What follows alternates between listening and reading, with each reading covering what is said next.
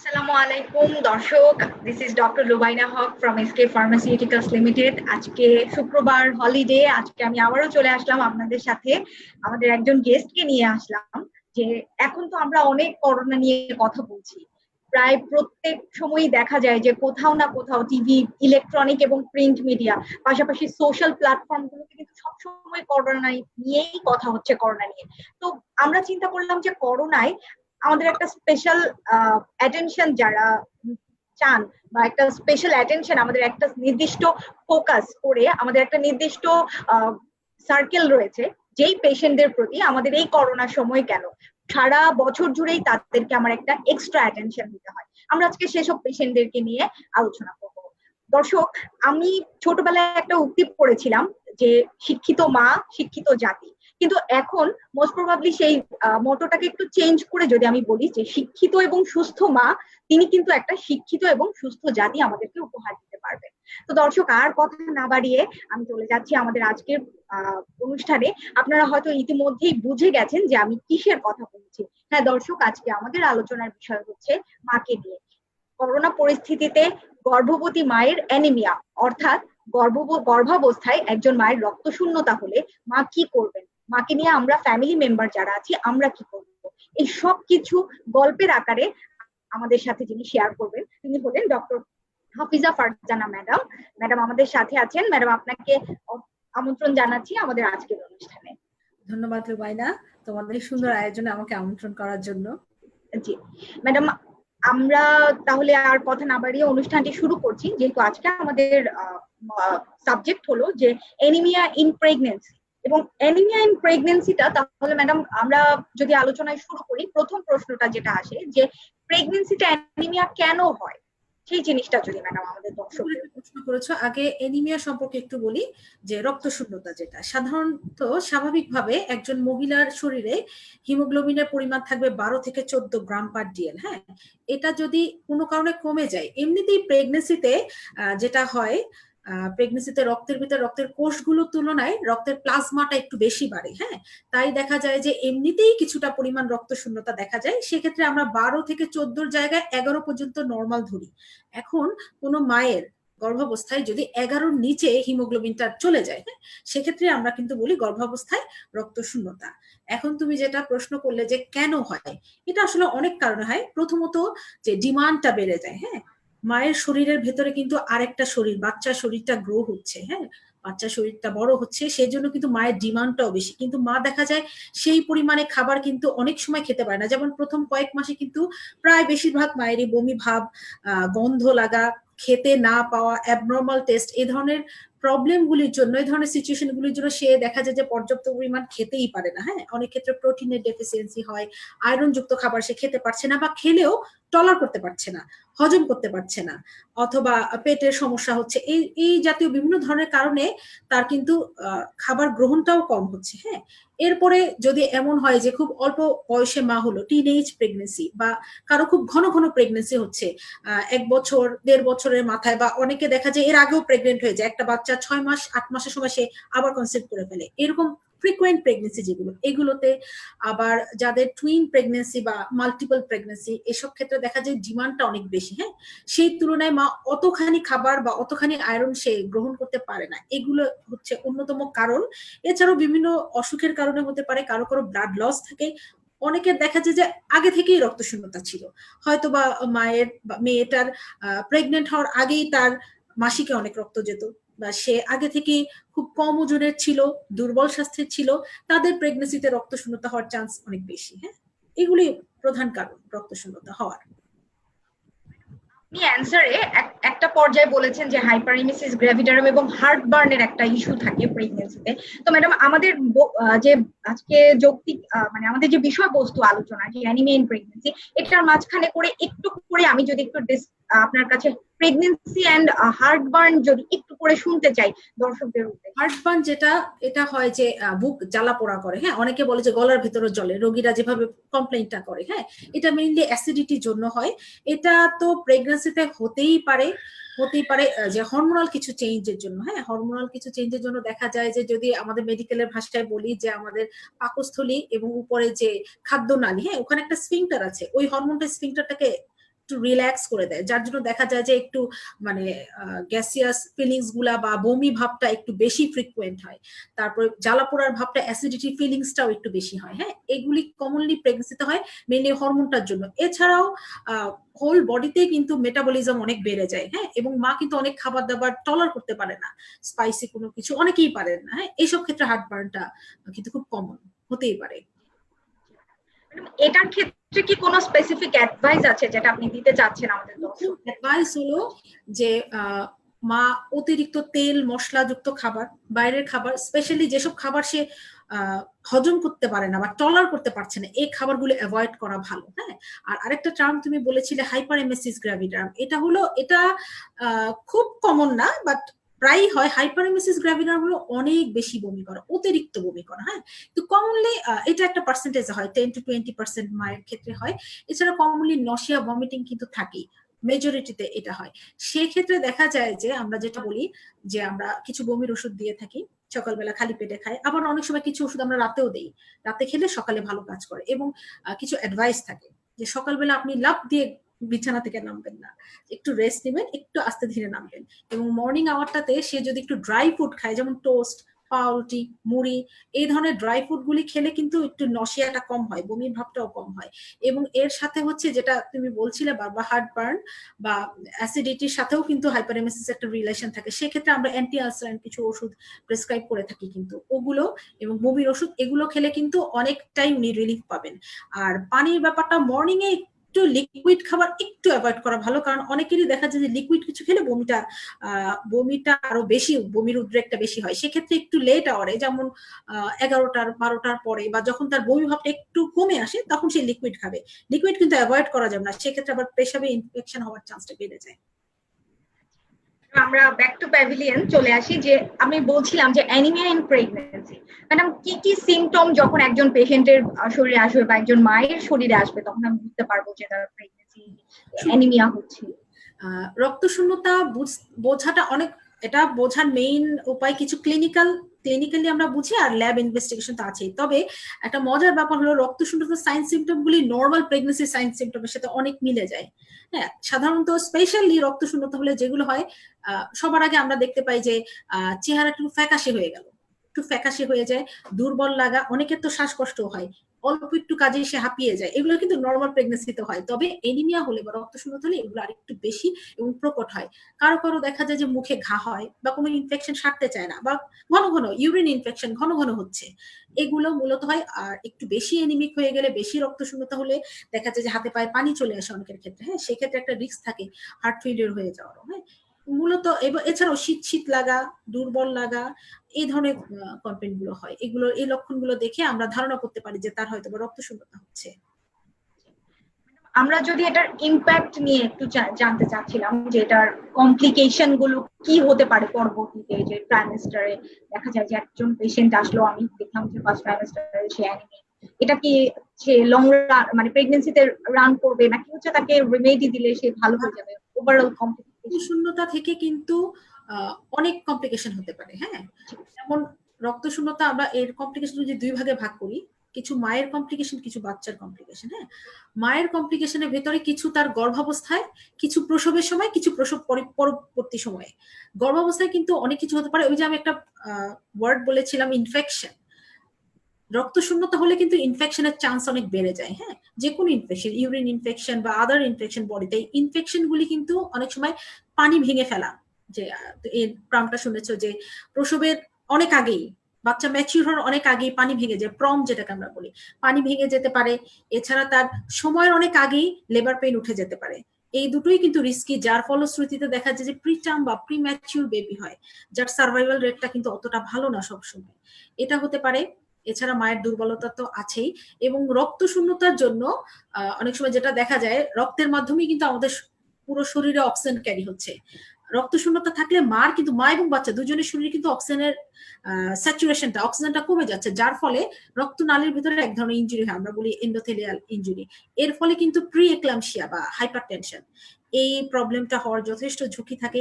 এবং সেখান থেকে আদার কমপ্লিকেশন, আসলে জটিলতাগুলি একটা আরেকটার সাথে খুব রিলেটেড। এই হাইপারটেনশন এবং এর পরবর্তী কমপ্লিকেশন গুলি হওয়ার একটা চান্স থাকে। এগুলো তারপরে অনেক সময় গর্ভফুলটা আলগা হয়ে যায়, আমরা যেটাকে বলি অ্যাব্রাপশিও প্লাসেন্টা, এটা আয়রন ডেফিসিয়েন্সি এবং সাথে ফলিক অ্যাসিড ডেফিসিয়েন্সি এগুলো তো হয়, এই কমপ্লিকেশন গুলি হতে পারে। তারপর যদি আসো ওর প্রসবের সময় যে কমপ্লিকেশন গুলি, হ্যাঁ, প্রসবের সময় দেখা যায় যে প্রসব পরবর্তী অতিরিক্ত রক্তপাত, যেটাকে আমরা পিপিএইচ বলি, এটার চান্সও কিন্তু বেড়ে যায় একজনের অ্যানিমিক মাদারের ক্ষেত্রে। এবং মজার মজার না আসলে ভয়ঙ্কর যেটা, সেটা হলো যে ব্লিডিং একটা পিপিএইচ শুরু হওয়ার পরে সেটা কন্ট্রোল করার জন্য কিন্তু জরায়ুটাকে সংকোচন করতে হয় এবং আর এক্সট্রা কাজ করতে হয়। মা যদি অ্যানিমিক থাকে তাহলে কিন্তু জরায়ু সংকোচনটাও ভালো হয় না, অর্থাৎ একবার পিপিএইচ শুরু হলে সেটা কিন্তু আস্তে আস্তে ভয়ঙ্কর হতে থাকে এবং সেটা কন্ট্রোল না হয়ে বরং মায়ের মৃত্যুর ঝুঁকির কারণ হয়ে যেতে পারে। হ্যাঁ, পেশেন্ট ব্লিডিং হতে হতে অনেক সময় শকে চলে যায় এগুলো।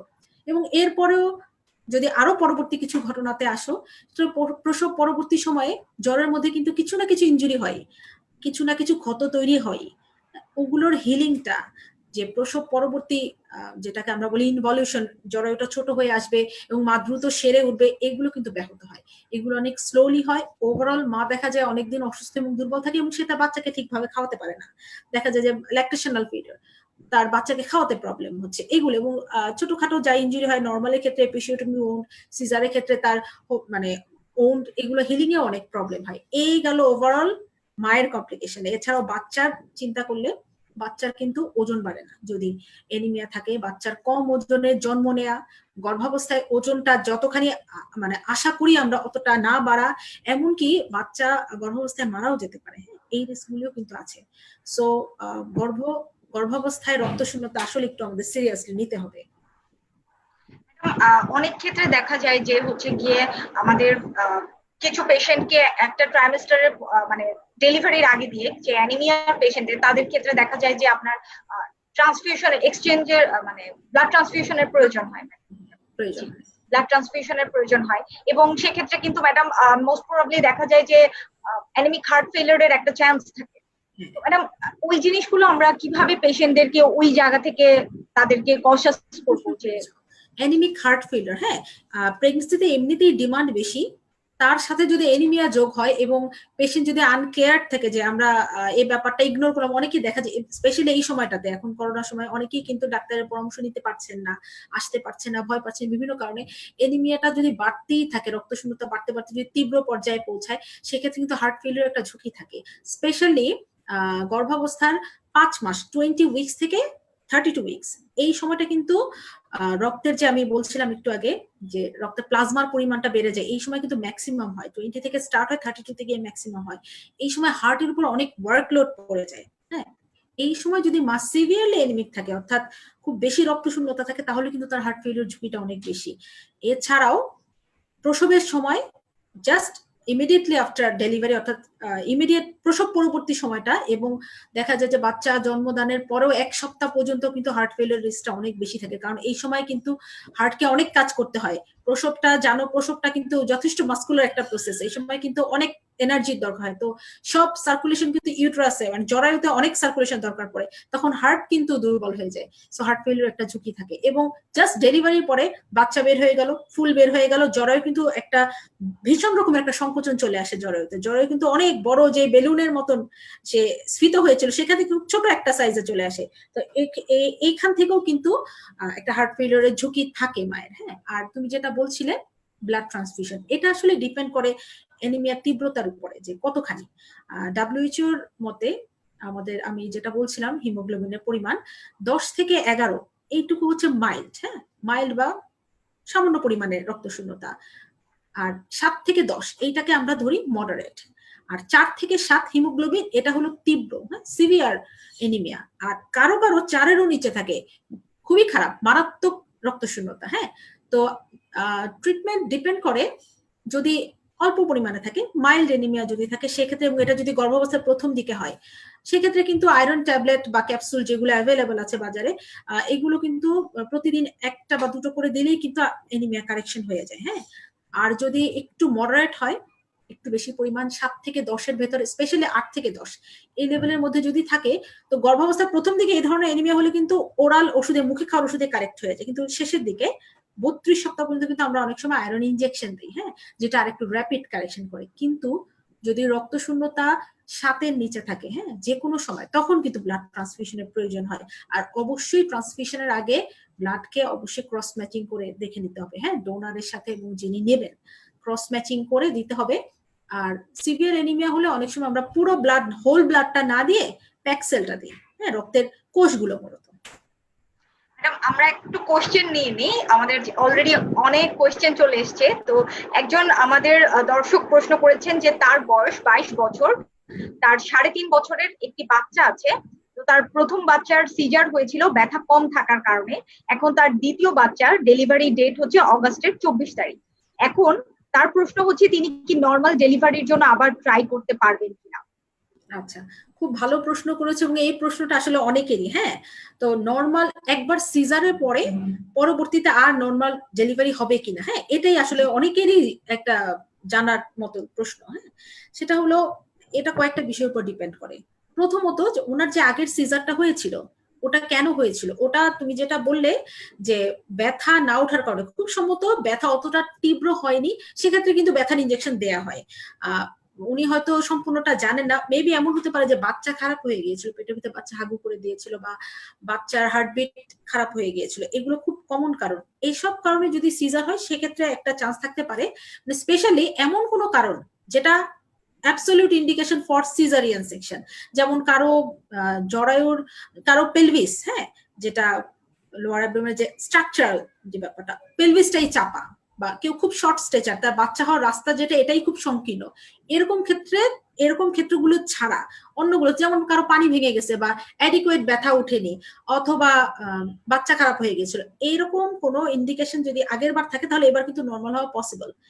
তবে আমি যেটা বলছিলাম যে কিছু শর্ত থাকে, শর্ত হলো আগের সিজার একটা হতে হবে, একের অধিক সিজার হলে কিন্তু পরবর্তীতে আমরা নর্মাল ডেলিভারিটা অ্যালাউ করি না। হ্যাঁ, এবং তার প্রশস্ত প্রশস্ত প্রসবের রাস্তা থাকতে হবে, হ্যাঁ, যে শর্ট স্ট্রেচার বা কন্ট্রাক্টেড পেলভিস আমরা যেটাকে বলি, এইরকম হওয়া যাবে না। এবং এভারেজ সাইজ বেবি, বাচ্চার ওজন, যেমন আমাদের দেশের পার্সপেক্টিভে 3 কেজি বাচ্চা পর্যন্ত ঠিক আছে, 3.5 কেজি ডেলিভারি হয়ে যায়, কিন্তু এর চেয়ে বড় হলে কিন্তু একটু ডিফিকাল্ট। আর আগের সিজার যদি থাকে তাহলে তো আরো বেশি রিস্ক, কারণ আগের স্কার্টটা ফেটে যাওয়ার একটা রিস্ক থাকে। হ্যাঁ, এগুলো। এবং সবচেয়ে ইম্পর্টেন্ট দুটো বিষয়, একটা হলো স্পন্টেনিয়াস লেবার পেইন উঠতে হবে, যে তার ব্যথাটা এবার নিজে নিজে উঠতে হবে। আমরা সাধারণত আগে সিজার থাকলে ওষুধ দিয়ে ব্যথা উঠাই না, উঠালেও সেটা সাকসেস রেট খারাপ এবং জরায়ু ফেটে যাওয়ার একটা ভয় থাকে। এবং ডেলিভারিটা কিন্তু অবশ্যই এমন একটা জায়গায় হতে হবে যেখানে 24 ঘন্টা অপারেশন থিয়েটার, অ্যানেস্থেসিওলজিস্ট, সার্জন এবং ব্লাড ট্রান্সফিউশনের ফ্যাসিলিটি থাকে। এরকম একটা জায়গাতে উনি নর্মাল ডেলিভারির জন্য যদি লেবার পেইন উঠে যায় অপেক্ষা করতে পারেন। ঠিক আছে। একটা প্রশ্ন এসছে, একজন দর্শক প্রশ্ন করেছেন যে তার 10 উইকস প্রেগন্যান্সি, সবকিছু নরমাল, বাট মাঝে মাঝে উপরের পেটে একটু ব্যথা হয়, সেটার সলিউশন কি। আচ্ছা, ওই যে এটা একটু আগে তুমি যেটা বলছিলে উপরে পেটে একটু ব্যথা হয়, এটা আসলে এপিগ্যাস্ট্রিক পেইন মেইনলি অ্যাসিডিটির জন্য হয়। হ্যাঁ, এটার জন্য আপনি তো আমার তো মনে হয় অলরেডি কিছু না কিছু ওষুধ উনি খাচ্ছেন, হ্যাঁ, প্রেসক্রিপশন থাকার কথা। এছাড়া এগুলোতে আমরা অ্যান্টি আলসারেন্ট কিছু ওষুধ দেই, যেমন আপনি ইসরাল মাপস খেতে পারেন, ট্যাবলেট ইসরাল মাপস, সকালে একটা রাতে একটা, এটা খাওয়ার আগে পরে ঝামেলা নেই, যে কোনো সময় খেলেই হয়। 20-40 আপনি প্রথমে একটা খাবেন, এতে যদি দেখেন যে অতটা ভালো উপকার হচ্ছে না সেক্ষেত্রে দুটো একসাথে খেতে পারেন, 40ও খেতে পারেন, নো প্রবলেম। হ্যাঁ, এটা। আর হচ্ছে মশলা, তেল, ঝাল এই খাবারগুলো অ্যাভয়েড করতে হবে। কোয়েশ্চেন আসছে যে একজন দর্শক, তার বয়স হচ্ছে 30, তিনি লিখেছেন যে my leg bone hurts, I am not sure. Madam আমার কারেন্টটা চলে গিয়েছিল, আই এম সরি। যে I am not sure if it is regarding vitamin D deficiency or not, my gynaecologist once recommended vitamin D tablet. আচ্ছা, উনি কি pregnant? না madam, উনি প্রেগন্যান্সির কথা বলেননি, উনি জাস্ট বলেছেন যে my leg bone hertz. Both legs যদি হয়, দুই পায়ে যদি ব্যথা হয়, হ্যাঁ, এটা ক্যালসিয়াম ভিটামিন ডি ডেফিসিয়েন্সি হতেই পারে। হ্যাঁ, উনি খেতে পারেন যে কোনো একটা ক্যালসিয়াম ট্যাবলেট, উনি খেতেই পারেন, সাথে ভিটামিন ডি সপ্তাহে একটা করে খেতে পারেন, অসুবিধা নেই। আরেকটা, ওনার বয়স কত এটা একটু জানা দরকার, বয়সটা কি বলেছেন? ওনার বয়স 30 আর এইজ ইজ 30। খুব বেশি বয়স না, এই সময়ে কিছুটা ডেফিসিয়েন্সি থাকে, যদি ওনার প্রিভিয়াস ডেলিভারি হিস্ট্রি থাকে, যে বাচ্চা আছে, বাচ্চা ব্রেস্ট ফিডিং করতো, সেক্ষেত্রে কিন্তু একটু কমন তাদের ক্ষেত্রে। হ্যাঁ, সেক্ষেত্রে সে একটা ক্যালসিয়াম এবং ভিটামিন ডি ট্যাবলেট খেতেই পারেন। আর খুব ভালো এক্সারসাইজ করতে পারেন, এতেও যদি না সারে ব্যথা বেশি হলে ট্যাবলেট না পাবা এই জাতীয় প্যারাসিটামল ওষুধগুলো, হ্যাঁ প্যারাসিটামল ওষুধ একটু শেক দেওয়া যায়, এতেও না কমলে আমার মনে হয় উনি একটু হার্ড মাত্র বিশেষজ্ঞ ওনাদের কাউকে ম্যাডাম আমার ইলেকট্রিসিটি খুব ঝামেলা করছে, তা যাই হোক আমি ম্যাডাম আপনাকে যে আমরা কোয়েশ্চেন গুলো করছিলাম আমি সেখানে চলে যাচ্ছি। ম্যাডাম আমাদের মেইন আলোচনায় আমরা বলছিলাম যে আমাদের কিছু ইনভেস্টিগেশন তো অবশ্যই ম্যাডাম আমাদের টুলস হিসেবে কাজ করে।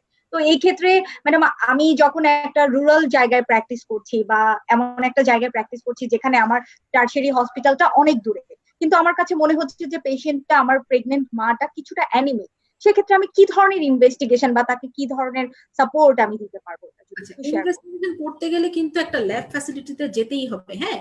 এছাড়া ডায়াগনোসিসটা মূলত মানে যেরকম তুমি বর্ণনা দিচ্ছ ওরকম কোনো জায়গায় হলে মানে কোনো ডক্টর ডায়াগনোসিস করতে হলে তাকে first of all clinically diagnosis করতে হবে, হ্যাঁ। আমরা ওই যে লোয়ার পালপেব্রাল কনজাংটিভা বা আমরা চোখের নিচটা একটু টেনে ধরে দেখি পেল কিনা, হ্যাঁ, এটা ওভারঅল স্কিন পেল কিনা, প্লাস রোগীর সাইন সিমটম তো থাকবেই, দুর্বলতা, হাঁপিয়ে যাওয়া, অনেক ক্ষেত্রে শ্বাসকষ্ট, এগুলো শীত শীত ভাব, এগুলো।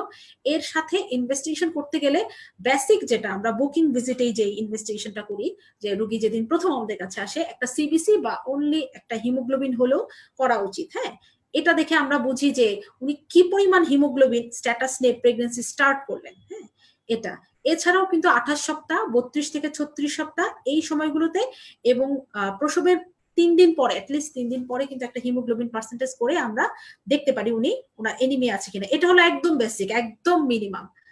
এছাড়াও আমরা অনেক সময় সার্চ করি যে ওনার রক্ত শূন্যতাটা কেন। সবসময় কিন্তু আয়রন ডেফিসিয়েন্সি এনিমিয়া নয়, আরো অনেক কারণেই কিন্তু রক্ত শূন্যতা হতে পারে। ওর জন্য কিন্তু আমরা অনেক সময় পিবিএফ করি, পেরিফেরাল ব্লাড ফিল্ম এক্সামিনেশন, তারপরে আয়রন প্রোফাইল করা হয়। কারো কারো ক্ষেত্রে যদি থ্যালাসেমিয়া কোনো সন্দেহ থাকে বা থ্যালাসেমিয়ার কোনো সন্দেহ যদি থাকে সেক্ষেত্রে কিন্তু আমরা হিমোগ্লোবিন ইলেকট্রোফোরেসিসও করি।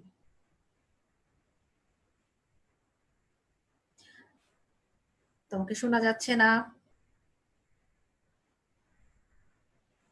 সরি ম্যাডাম, আমরা যদি হচ্ছে কি এটার একটু ট্রিটমেন্টের দিকে যাই, যে আমার কাছে মনে হচ্ছে যে এই ট্রিটমেন্ট এই রোগটা ম্যাডাম আপনি যেরকম বলছিলেন যে একটা রেঞ্জের উপরে, আমি যখন তার সিবিসিটা আসবে যদি আমার কাছে মনে হচ্ছে যে মাইল্ড বা মডারেট, সেক্ষেত্রে আমি তাকে বাসায় ট্রিটমেন্ট করতে পারবো। আর যদি সিভিয়ার হয় সেক্ষেত্রে অবশ্যই তাকে ট্রান্সফিউশন অথবা আয়রন ইনজেকশন আমরা তাকে প্রোভাইড করবো। তো ম্যাডাম আমি জানতে চাচ্ছিলাম যে মাইল্ড অথবা মডারেট কেসগুলো আমরা কিভাবে মানে বিকামিং এ জুনিয়র ডক্টর অথবা যারা একটু হেলথ কনসিয়াস আমার মায়েরা রয়েছেন তাদের ক্ষেত্রে আমরা কি ধরনের খাদ্যাভ্যাস তাদের কিরকম হবে বা লাইফস্টাইল? আমি বলেছি যে যদি আর্লি উইকস গুলাতে হয়, হ্যাঁ প্রেগনেন্সির শুরুর দিকে ফার্স্ট ট্রাইমেস্টার মানে প্রথম 3 মাস বা তার পরবর্তী সময় কিন্তু মাইল্ড টু মডারেট মানে হিমোগ্লোবিন 8 থেকে 10 এর মধ্যে থাকলে কিন্তু আমরা মুখে খাওয়ার ওষুধগুলোতেই কাজ হয়ে যায়, আয়রন ট্যাবলেট।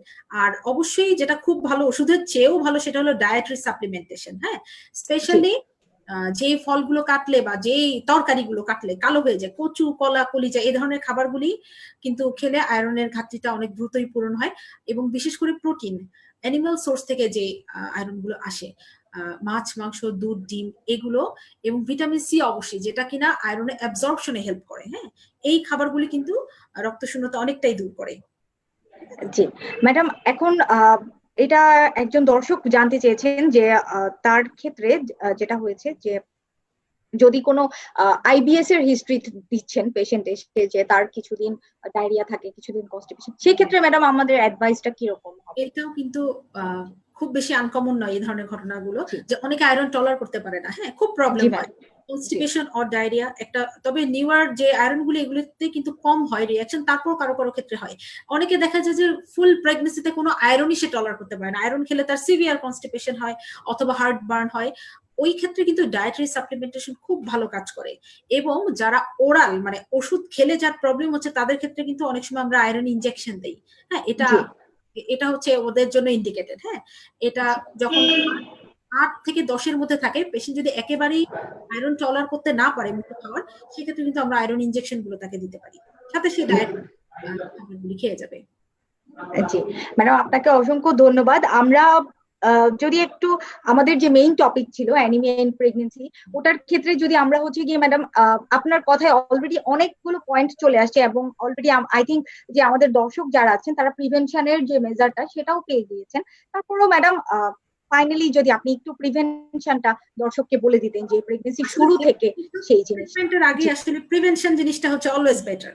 জি, প্রিভেনশন অলওয়েজ বেটার। হ্যাঁ, প্রিভেনশনের জন্য আমার মনে হয় এটা আমাদের ন্যাশনালি আমাদের মিডিয়াগুলো অনেক কিছু করতে পারে যে প্রেগনেন্সির আগে থেকেই যেন একজন মা পর্যাপ্ত পুষ্টি এবং পর্যাপ্ত রক্ত নিয়ে যেন একটা প্রেগনেন্সি স্টার্ট করে, যাতে প্রেগনেন্সির এক্সেস ডিমান্ড বা আরো তো অনেক কিছুই হয়, এর জন্য মাকে অতিরিক্ত রক্ত শূন্য না হতে হয়। যার জন্য যেটা উচিত যে আগে থেকেই মার পুষ্টিকর খাবার দাবার খেয়ে তারপরে রক্তের স্ট্যাটাসটা যখন ভালো থাকবে ওই অবস্থায় প্রেগনেন্সি স্টার্ট করা। হ্যাঁ, এবং এটা জানা যে প্রেগনেন্সিতে অনেকে মনে করে যে প্রেগনেন্সিতে এই ওষুধগুলো এগুলো তো ভিটামিন, এগুলো না খেলেও চলে, খেলে কি না খেলে কি, অথবা আমি খাবার খেয়ে সব ব্লাডটা তুলে ফেলবো, ব্লাডের হিমোগ্লোবিন ভালো করে ফেলবো। আসলে এটা কিন্তু ঠিক না।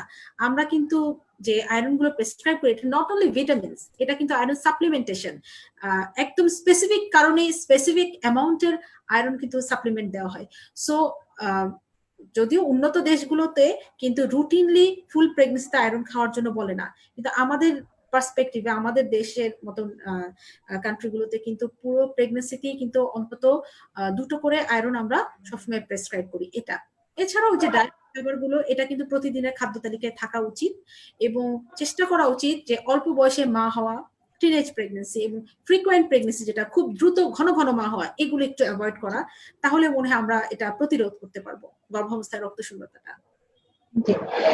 থ্যাংক ইউ ম্যাডাম, খুব গঠনমূলক একটা ডিসকাশন আমরা পেলাম অ্যানিমিয়া ইন প্রেগনেন্সির উপরে।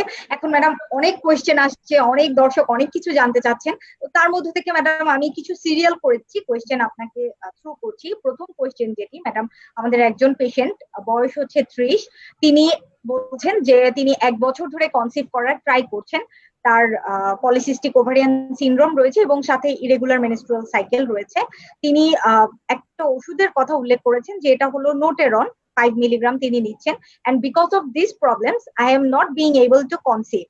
Should I take any sort of special treatment for this? Can any medicine boost my ovulation? তিনি তার ওজন বলেছেন 79 কেজি। আচ্ছা, ওনার বয়স 30 এবং ওজন 79 কেজি। উনি বলেছেন উনি জানেন ওনার পলিসিস্টিক ওভারিয়ান সিনড্রোম। আসলে পলিসিস্টিক ওভারিয়ান সিনড্রোম এটা একটা মানে হরমোনাল প্রবলেম। হ্যাঁ, এখানে দেখা যায় যে মেয়েদের ডিমটা ঠিক মতন ফোটে না, ঠিক টাইমে ফোটে না। ওনার যেটা হয় যে ওভুলেশনের একটা প্রবলেম, অনেকদিন পর পর মাসিক হয়, যার জন্য উনি আসলে বাচ্চা হতে হলে একটা নির্দিষ্ট সাইজের একটা ডিম নির্দিষ্ট সময় ফুটতে এবং ওই সময়টাতে মিট করতে হবে, উনি ওই টাইমটা ধরতে পারেন না, যার জন্য প্রেগনেন্ট হচ্ছেন না। হ্যাঁ, ফার্স্ট অফ অল ওনাকে কিন্তু ওজনটা একটু কমাতে হবে। হ্যাঁ, উনি যদি ওজন 5%ও কমাতে পারেন ওনার কিন্তু কনসিভ হওয়ার চান্স অনেক বেড়ে যাবে। এটা কমাতে হবে এবং উনি নোটেরন খাচ্ছেন, তার মানে নোটেরন দিয়ে উনি মাসিকটা রেগুলার রাখছেন। হ্যাঁ, নোটেরন খাওয়া অবস্থায় ওনাকে যেটা করা যায়, অনেক সময় আমরা ওভুলেশন ইনডিউসিং ড্রাগ গুলো ইউজ করি। হ্যাঁ, এটা আসলে এটা দেওয়ার আগে কিছু পরীক্ষা নিরীক্ষা কিন্তু করা উচিত। হরমোন লেভেল যেমন serum FSH level, LH level, prolactin, এগুলো দেখতে হবে। হ্যাঁ, এগুলো সিলেক্ট করতে হবে ওনাকে কি আমরা অ্যারোমেটেজ ইনহিবিটর যে ওষুধগুলো আছে আমরা 2য় দিন থেকে 6ষ্ঠ দিন পর্যন্ত খাই, এগুলো দেব নাকি ইনজেক্টেবল যে হরমোন গুলো আছে স্টিমুলেশন সেখানে যাব। এটা কিন্তু ওনার হরমোন লেভেল কত আছে ওটার উপর ডিপেন্ড করবে। হ্যাঁ, এটা একটু ওনার টেস্ট করে তারপর ডিসিশনটা নিতে হবে। হ্যাঁ, আর ওজনটা কমাতে হবে, আর প্রোল্যাকটিন হরমোনটাও যদি বেশি থাকে সেক্ষেত্রে কিন্তু ওই হরমোনটা কমানোর জন্য ওষুধ দিতে হবে। এগুলো সবাই মিলে ইন্ডাকশন কাজ করবে। তো উনি আসলে ওনার একটু ডাক্তারের পরামর্শ লাগবে। হ্যাঁ, ওই গুলো দেখে ওইভাবে ওইরকম করে হচ্ছে ওনার ইন্ডাকশন লাগবে। ঠিক আছে, তবে ফার্স্ট অফ অল ওনাকে ওনার ওয়েটটা কমাতে হবে। হ্যাঁ, তাহলে ওনার চান্সটা অনেক বেড়ে যাবে। ম্যাডাম, আমরা কিছুক্ষণ আগে একটা দর্শককে অ্যাড্রেস করেছিলাম যে তার প্রেগনেন্সি 10 উইকস বলেছিলেন যে তার মাঝে মাঝে উপরে চলে আসে, আপনি সলিউশনও দিয়েছেন ম্যাডাম চমৎকার ভাবে। এখন তিনি আবার রিপ্লাই করেছেন যে তিনি একটি পিপিআই খাচ্ছেন প্রতিদিন 2টো করে এবং সাথে উনি বমির জন্য একটা অ্যান্টিএমেটিক পাচ্ছেন। এই মুহূর্তে তিনি জানতে চেয়েছেন যে এর সাথে অন্য কোনো ভিটামিন অ্যাড করা যাবে কিনা। তার প্রেগনেন্সি হচ্ছে হার্টবার্নের প্রবলেম জন্য না অন্য কিছুর জন্য? না ম্যাডাম, উনি এই মুহূর্তে ইন জেনারেল জানতে চেয়েছেন। হার্টবার্নের প্রবলেম। হার্টবার্নের প্রবলেমটি যদি ওনার বেশি হয়, উনি দুটো করে খাচ্ছে, আমি বলেছিলাম যে এসোরাল মাপস খেতে পারেন দুটো করে, এরপরও যদি ওনার প্রবলেম হয় সেক্ষেত্রে উনি কিন্তু অ্যান্টাসিড সিরাপ খেতে পারেন। হ্যাঁ, অ্যান্টাসিড সিরাপ এটা খুব ভালো কাজ করে, অ্যাসিডিটি কমাবে এবং ওনার বাউলসে কোনো প্রবলেম থাকলে ওটাও কিন্তু সলভ করে, 2 চামচ করে 3 বার খাবার পরে। আর ভিটামিন যেটা আমরা আলোচনা করছি আজকে, not only vitamin, iron supplementation, owner 10 weeks তো আয়রন সাপ্লিমেন্টেশন শুরু হবে 12 উইকস থেকে। 10 উইকসে উনি কিন্তু ফলিক অ্যাসিড মাস্ট, যেটা কিন্তু বাচ্চার নিউরাল টিউব ডিফেক্ট মানে ব্রেইনের অনেক ধরনের জন্মগত ত্রুটিগুলা অ্যাবর্শন প্রিভেন্ট করে এবং অ্যাবর্শন হওয়ার চান্সও কিন্তু অনেক কমায়। হ্যাঁ, ওনাকে ফলিক অ্যাসিড অবশ্যই নিতে হবে প্রতিদিন অন্তত 5 মিলিগ্রাম করে। হ্যাঁ, প্রতিদিন নিতে হবে এবং এটা 12 উইকস পর্যন্ত। 12 উইকস এর পরে উনি আয়রন ক্যালসিয়াম এগুলো স্টার্ট করবেন। আচ্ছা ম্যাডাম, আমাদের যেটা অনেক মাল্টিভিটামিন প্রিপারেশন পাওয়া যায় বাজারে, কিন্তু এগুলো কিন্তু আমরা প্রেগনেন্সিতে ওইভাবে কখনো প্রেসক্রাইব করি না। প্রেগনেন্সিতে আমরা যে কয়টা ওষুধ প্রেসক্রাইব করি প্রত্যেকটা কিন্তু স্পেসিফিক এবং প্রত্যেকটা স্পেসিফিক অ্যাক্টিভিটি এন্ড রিজন আছে যে এই কারণে এই ভিটামিনটা দেয়া হলো। ওকে জি ম্যাডাম, এখন আমার যেটা কোয়েশ্চেন সেটা হচ্ছে গিয়ে ম্যাডাম, আমরা যখন একজন পেশেন্টকে অ্যাসেস করি একদম ফার্স্ট উইক থেকে, আমাদের দেশে তো ম্যাডাম হচ্ছে আমরা যে বুকিং 4টা ভিজিটের কথা বলি অল টাইম প্রেগনেন্সিতে, সেই প্রেগনেন্সিতে সেই ভিজিট গুলো, তারপর আপনি যেটা বললেন যে পোর সোশিও ইকোনমিক কন্ডিশনের কারণে দেখা যায় যে তাদের মধ্যে এই বার্থ রেটটা অনেক বেশি হয় দেখা যাচ্ছে। তো ম্যাডাম এই জিনিসগুলো আমরা একদম রুট লেভেল থেকে কিভাবে প্রিভেন্ট করবো বা পেশেন্টকে কাউন্সিলিং কিভাবে করবো? এবং এই সাথে ম্যাডাম আপনি একটু আগে ফলিক অ্যাসিডের কথা বললেন, যেটা যে সাপ্লিমেন্টেশন, এই সাপ্লিমেন্টেশনটা ম্যাডাম এখন আমাদের দর্শকরা অনেকেই জানেন বা আমরাও জানি যে একদম প্রি কনসেপশন থেকে শুরু করতে হয় করাটা আইডিয়াল। ম্যাডাম এটা নিয়ে যদি আপনি আমাদের দর্শকদের সচেতনতামূলক কিছু শেয়ার করেন। ভালো একটা কথা বলেছো যে আমি ফলিক অ্যাসিডের কথা বলছিলাম। হ্যাঁ, ফলিক অ্যাসিড খুব ইম্পর্টেন্ট একটা জিনিস। ইউরোপিয়ান কান্ট্রিগুলোতে বা উন্নত দেশগুলোতে দেখা যায় যে ওরা ফ্লাওয়ার ময়দার ভিতরে ফর্টিফাইড করে দিচ্ছে ফলিক অ্যাসিড, কারণ এটা এতটাই জরুরি। আমাদের দেশে এখনো এটা হয়নি, আমাদের দেশে অন্য কোনো কিছু কিছু জিনিস আছে যেগুলো খাবারে ফর্টিফাইড করে দেওয়া হয়। তো ফলিক অ্যাসিডটা খুব জরুরি। এটা বাচ্চার নিউরাল টিউব ডিফেক্ট, যেমন অনেক সময় বাচ্চার মাথার খুলি হয় না বা ব্রেনে পানি জমে, হ্যাঁ, এছাড়া আরো অনেক ধরনের জন্মগত ত্রুটি হয়, এগুলোকে প্রিভেন্ট করে। এবং এই প্রিভেনশনের জন্য কিন্তু অন্তত 3 মাস আগে থেকে, কনসিভ করার 3 মাস আগে থেকে কিন্তু ফলিক অ্যাসিড খাওয়া উচিত।